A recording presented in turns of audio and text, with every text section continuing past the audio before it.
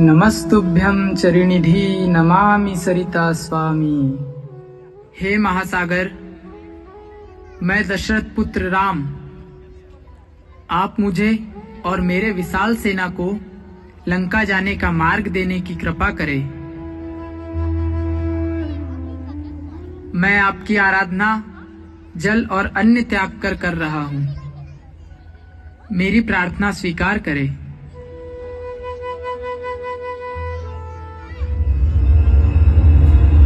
मैं यहाँ 3 दिन से विधिवत पूजन कर रहा हूँ और तुम अपने अभिमान में लुप्त हो।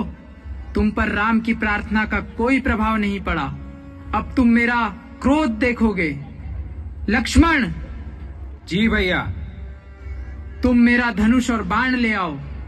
जो आज्ञा भैया। यह कार्य अगर हम पहले ही कर देते तो 3 दिन व्यर्थ नहीं होते। अब एक भी क्षण व्यर्थ नहीं होगा। धनुष बाण ले आओ। जो आज्ञा भैया। जिस प्रकार मोह माया में फंसे हुए व्यक्ति को ज्ञान का उपदेश देना व्यर्थ है, उसी प्रकार राम की पूजा और प्रार्थना का कोई मोल नहीं पड़ा। अब दंड देने की बारी आई है। अब मैं समुद्र को सुखा दूंगा।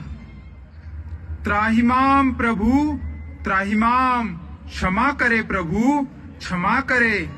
इस ब्रह्मास्त्र से मेरी रक्षा करे।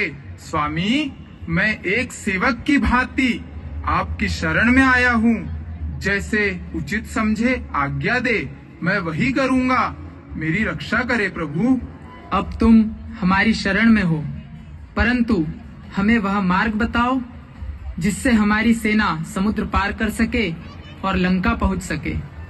नाथ, इसका उपाय बहुत सरल है। आपकी सेना में नल नील नाम के 2 भाई है। बाल काल में वह बहुत शरारती थे। वह ऋषि मुनियों का सामान जल में फेंक देते थे। इसी कारण ऋषि मुनि ने उन्हें श्राप दे दिया कि वह जो भी वस्तु जल में फेंकेंगे वह कभी नहीं डूबेगी। आज उनका यह श्राप ही आपकी समस्या का हल है।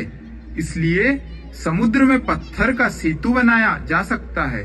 अतः मैं स्वयं भी वचन देता हूँ कि सेतु बांध में सेतु बंधक बनकर सेतु की रक्षा करूंगा।